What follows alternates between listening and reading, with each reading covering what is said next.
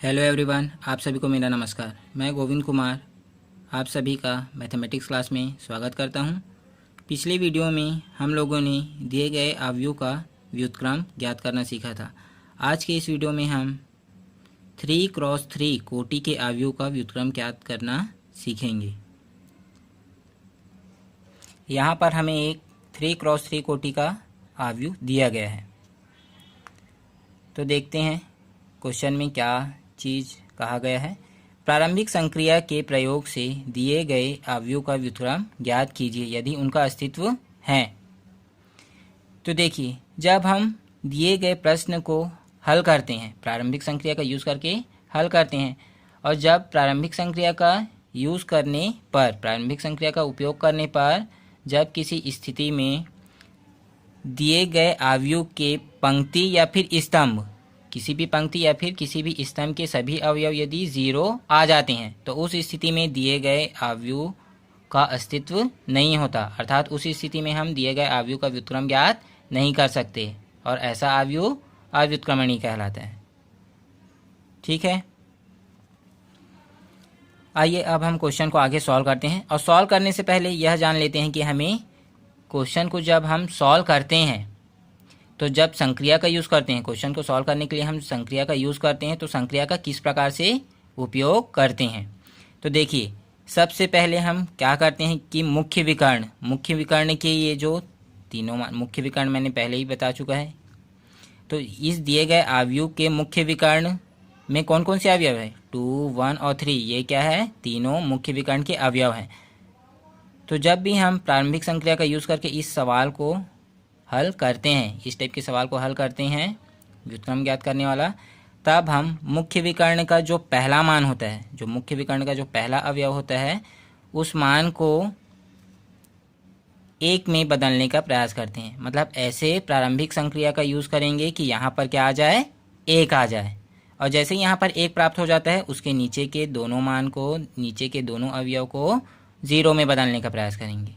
Okay, फिर second step में क्या करते हैं कि मुख्य विकर्ण का जो दूसरा अवयव है उस मान को 1 में बदलने का प्रयास करेंगे, और जैसे ही प्रारंभिक संक्रिया का यूज़ करके यह मान 1 में बदल जाएगा तो उसके नीचे वाले अवयव को हम 0 लाने का प्रयास करते हैं।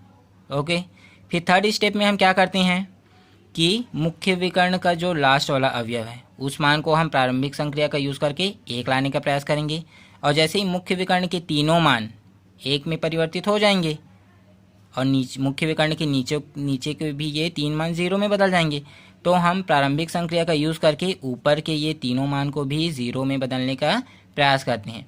और जब हम ऐसा कर लेते हैं तब हम मुख्य विकर्ण का मान जब 1 में बदल जाता है, मुख्य विकर्ण के ऊपर और मुख्य विकर्ण के नीचे सभी मान अगर 0 हो जाते हैं, तब हमें इकाई अवयव प्राप्त होता है, और जैसे ही इकाई अवयव प्राप्त होता है हमें दिए गए अवयव का व्युत्क्रम ज्ञात हो जाता है। तो आइए अब हम सवाल को आगे सॉल्व करते हैं।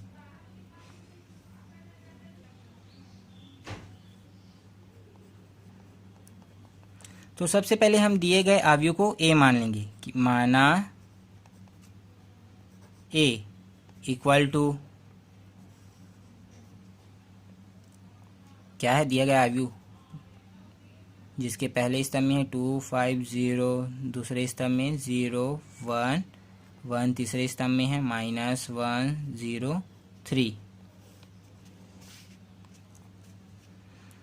अब हम चूंकि जानते हैं a इक्वल टू आई ए, जहाँ आई क्या है, एक इकाई अवयव, इसलिए अब हम दिए गए अब हम अवयव ए का, दिए गए अवयव ए का मान यहाँ रख देते हैं।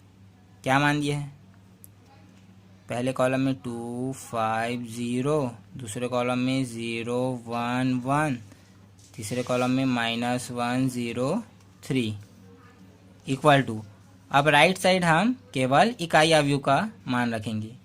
तो यहाँ चूँकि हम यहाँ अवयव 3x3 का लिए हैं, इसलिए इकाई अवयव भी 3x3 का लेंगे। तो 1 0 0 पहले पंक्ति में, 0 1 0, दूसरे पंक्ति में 0 0 1, तीसरे पंक्ति में आ जाएगा और ए वैसे ही रहेगा। इतना आया समझ में। अब मैंने आपको बता चुका है कि सबसे पहले सवाल को सॉल्व करते समय हम किस संक्रिया का यूज़ करेंगे। एक ऐसी संक्रिया का यूज़ करेंगे जिससे हम ऐसी पंक्ति संक्रिया का यूज़ करेंगे जिससे कि यहाँ पर क्या आ जाए, एक आ जाए। तो हम यहाँ किस संक्रिया का यूज़ कर सकते हैं,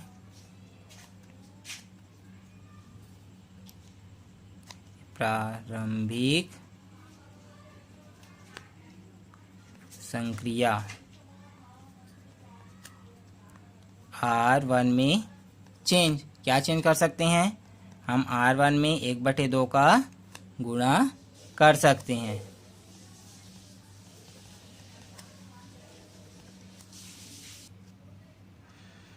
तब हमें क्या प्राप्त हो जाएगा इस संक्रिया के प्रयोग से, कि पहले पंक्ति में 1/2 का गुणा हो जाएगा। तो पहला पंक्ति में किसका गुणा हो जाएगा, 1/2 का। तो हम 1/2 का पहले पंक्ति के सभी अवयव के साथ गुणा करेंगे। तब हमें क्या प्राप्त हो जाएगा, जैसे ही हम 1/2 का गुणा करेंगे तो यहाँ आ जाएगा 1, यहाँ 0 और यहाँ -1/2। और हम पंक्ति 2 और 3 पर कोई भी संक्रिया नहीं लगाए हैं, इसलिए वह वैसे का वैसे ही रहेगा। तो 5 1 0 और यहाँ 0 1 3 इक्वल टू। अब वही संक्रिया हम राइट हैंड साइड तरफ इकाई अवयव पर भी लगाएंगे। तो पहले पंक्ति में किसका गुणा किए थे, 1/2 का। तो यहाँ भी 1/2 का गुणा हो जाएगा। तो 1/2 0 0 0 1 0 0 0 1।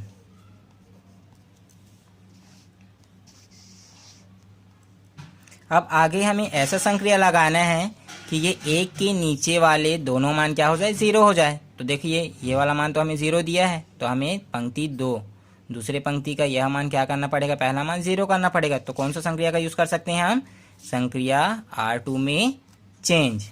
क्या चेंज होगा R2 में, R2 में से किसको माइनस कर सकते हैं, R1 को। किसका मल्टीप्लाई करके, 5 का मल्टीप्लाई करके हम किससे, R2 से माइनस कर सकते हैं। तो R1 का 5 से मल्टीप्लाई करेंगे, देन R2 के संगत अवयव से उसको क्या कर देंगे, माइनस कर देंगे, घटा देंगे। ठीक है, तब हमें क्या प्राप्त हो जाएगा, R1 में कोई भी चेंज करने क्या नहीं, तो R1 के अवयव वैसे ही रहेंगे, 1 0 -1/2। R2 में हम चेंज कर रहे हैं तो यहाँ 0 आ जाएगा 5 से, क्योंकि हम पहले अवयव का मल्टीप्लाई किए, 5 1 5 5 -5 0 और 5 × 0 0, तो 1 - 0 1। यहाँ 5 का मल्टीप्लाई होगा तो -5/2 और 0 -5/2 प्लस 5/2 आ जाएगा यहाँ।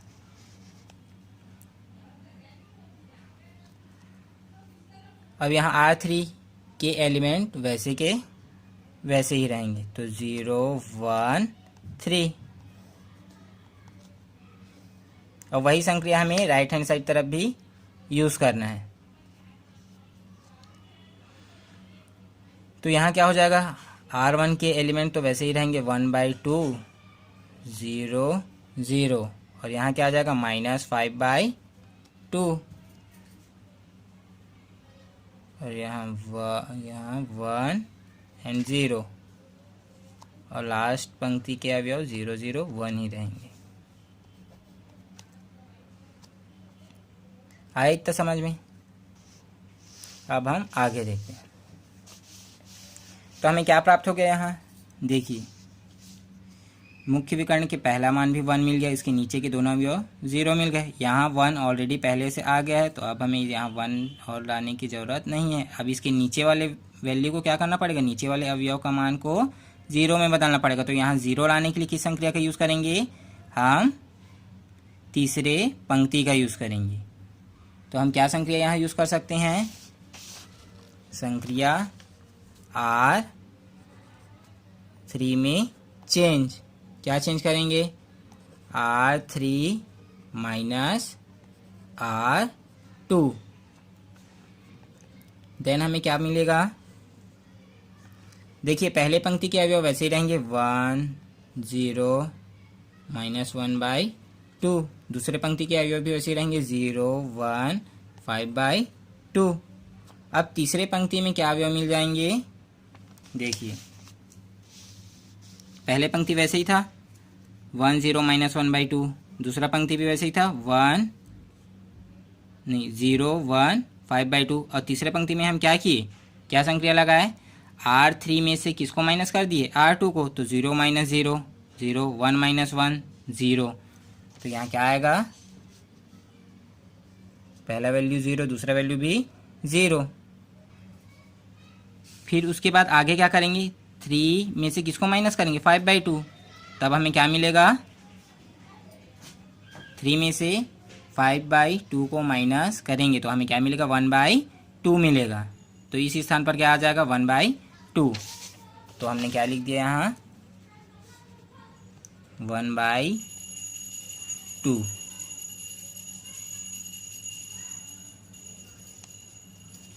अब वही संक्रिया हम इकाई अवयव तरफ भी लागू करेंगे, ठीक है।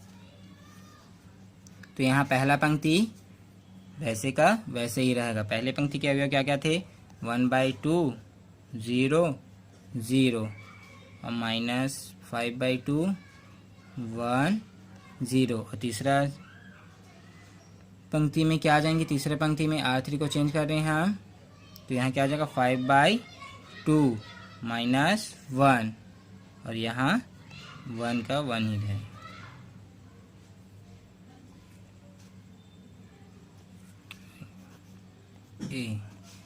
अब हमें क्या करना पड़ेगा, इस जो मुख्य विकर्ण का जो तीसरा मान है, तीसरे अवयव है, उसको 1 में बदलना है। तो 1 में बदलने के लिए हम क्या कर सकते हैं, यहाँ R3 में किस संक्रिया का यूज़ करेंगे, संक्रिया R3 हम क्या करेंगे, पंक्ति R3 में चेंज है ना, R3 में चेंज, क्या चेंज करेंगे, 2 × R3।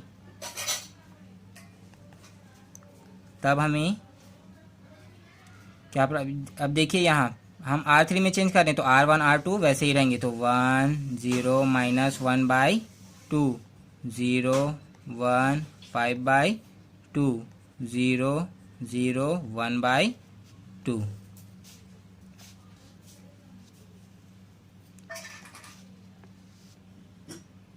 सॉरी, यहाँ 1/2 नहीं होगा, हम R3 में 2 का मल्टीप्लाई कर रहे हैं, तो यहाँ भी इसमें भी 2 का मल्टीप्लाई होगा 0, इसमें भी 2 का मल्टीप्लाई होगा तो 0, और 1/2 में 2 का मल्टीप्लाई होगा तो 1 आएगा। तो यहाँ 1/2 की जगह हमें क्या प्राप्त होगा, हमें 1।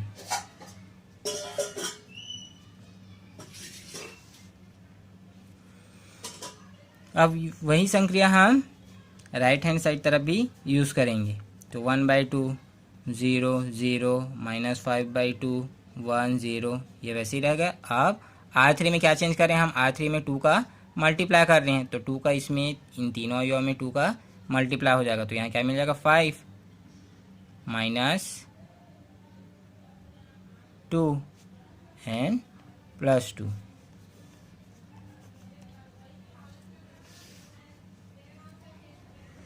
अब आगे हमें ऐसे संक्रिया का यूज़ करना है कि ये ऊपर की तीनों मान 0 हो जाए। तो देखिए ये वाला ऊपर वाला मान तो पहले से 0 है, इन दोनों वैल्यू को हमें 0 करना है। तो हम किस किस पंक्ति पर संक्रिया का यूज़ करेंगे, R2 एंड R1। तो R1 में हम किस संक्रिया का यूज़ कर सकते हैं, R1 में change, R1 plus 1/2 × R3 and second संक्रिया कौन सा, हम चाहे तो एक साथ 2 संक्रिया का भी यूज़ कर सकते हैं, लेकिन इसमें थोड़ा कॉम्प्लिकेटेड हो सकता है, ठीक है। तो आप लोग इसको ध्यानपूर्वक यूज़ करेंगे। तो R1 में चेंज हो गया एंड R2 में भी अब चेंज करते हैं।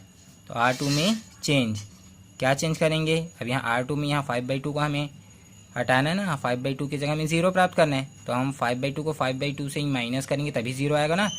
तो इसलिए हम 5/2 को 0 करने के लिए क्या करेंगे, R2 में चेंज, क्या चेंज करेंगे, R2 में क्या चेंज करेंगे कि R2 - 5/2 × R1, क्योंकि R1 में नहीं, सॉरी R3, क्योंकि R3 में लास्ट एलिमेंट 1 है।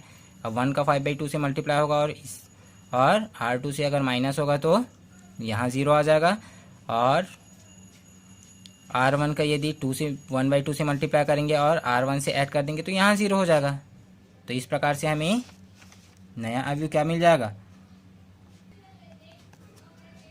तो देखिए R1 और R2 बदल जाएंगे, तो R1 में क्या आ जाएगा 1 0 0, R2 में 0 1 0 and R3 as it is वैसी के वैसी रहेगा। तो यहाँ हमें इकाई अवयव प्राप्त हो गया। अब यही संक्रिया हम राइट हैंड साइड तरफ लगाएंगे, तब हमें क्या प्राप्त हो जाएगा, दिए गए अवयव ए का व्युत्क्रम ज्ञात हो जाएगा। अब यहाँ संक्रिया लगाएंगे। R1 में हम संक्रिया लगाए हैं, क्या संक्रिया लगाए हैं, R1 + 1/2 R3। तो ये R1 के एलिमेंट के साथ यहाँ R3 के एलिमेंट के साथ हम 1/2 का गुणा करेंगे और संगत अवयव के साथ जोड़ देते हैं। तो 1/2 + 5/2, तो कितना हो जाएगा, यहाँ क्या आ जाएगा 1/2 + 5/2 = 6/2, और 6/2 = क्या हो जाएगा 3, तो यहाँ 3 आ जाएगा। और यहाँ 0, और यहाँ इसका -2 का 1/2 से मल्टीप्लाई करेंगे तो -1, तो यहाँ क्या आ जाएगा 0 -1, देन यहाँ -1 आ जाएगा। उसी प्रकार से 0 + 1, तो यहाँ पहले पंक्ति में 3 -1 -1 + 1 आ जाएंगे, और दूसरे पंक्ति में फिर क्या आ जाएगा, दूसरे पंक्ति में R2 को किससे माइनस करना, R3 में 5/2 का मल्टीप्लाई करके संगत अवयव के साथ घटाना है। जैसे ही मैं यहाँ 5/2 का गुणा करके किससे -5/2 से अगर क्या कर देता हूँ, घटा देता हूँ, तब हमें क्या प्राप्त होगा। अब देखिए यहाँ 5/2 का गुणा करेंगे तो 25/2 आ जाएगा, और -5/2 हम यहाँ देखते हैं -5/2 और -25/2। अगर इसको हम सॉल्व करें तो क्या मिल जाएगा, -30/2, और 2 1 = 2, 2 15 = 30, तो कितना आ जाएगा आंसर हमारा -15। तो यहाँ क्या आ जाएगा -15। अब हम इसका मल्टीप्लाई 5/2 से करेंगे तो 2 से 2 कैंसिल, -5, और 1 -5 कितना हो जाएगा +6। अब ऐसे ही 1/2 का यहाँ मल्टीप्लाई करेंगे, 5/2 का मल्टीप्लाई करेंगे तो 2 से 2 कैंसिल, 5 आया, तो 0 -5, तो यहाँ -5, और R3 एज इट इज़ वैसे का वैसे ही रहेगा। 5 - 2 एंड 2 + 2 इंटू A। अब ये चूँकि यहाँ ये इकाई अवयव प्राप्त हो गया, इसलिए अब हम A को इधर पक्षांतर कर देते तो A किस में बदल जाएगा, A इनवर्स। तो इस प्रकार से हमें दिए गए अवयव का व्युत्क्रम ज्ञात हो गया, और दिए गए अवयव के व्युत्क्रम के पहले पंक्ति के अवयव क्या प्राप्त हो गए, 3 -1 1, दूसरे पंक्ति के अवयव -15 6 -5, एंड तीसरे पंक्ति के अवयव 5 -2 एंड +2 या 2। इस प्रकार से हमें दिए गए अवयव का इन्वर्स प्राप्त हो गया, यही हमारा आंसर है। तो इस प्रकार से आप 3x3 मैट्रिक्स के क्वेश्चंस को सॉल्व करने की कोशिश करेंगे। शुरू में दिक्कतें आएंगी, लेकिन आप बार बार प्रैक्टिस करेंगे तो आपसे सवाल सॉल्व हो जाएगा। चलिए एक बार हम दिए गए क्वेश्चंस को रिवाइज कर लेते हैं।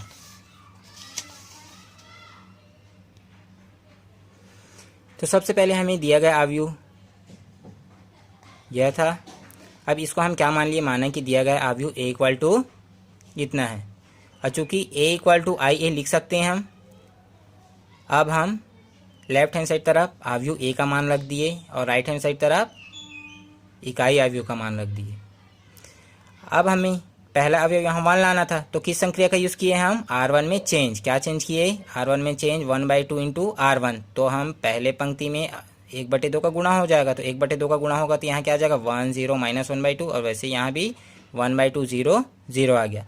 अब हमें क्या करना है, नीचे के दोनों अवयव को 0 करना है। तो ये और ये लास्ट वाला अवयव तो पहले से ही 0 है, तो हमें ये सेकेंड अवयव को 0 में कन्वर्ट करने के लिए क्या करेंगे, R2 में चेंज संक्रिया लगाए। क्या चेंज किए, R2 में चेंज R2 माइनस 5 R1, मतलब हम R1 में 5 का गुणा करके किससे R2 के संगत अवयव से घटा दिए।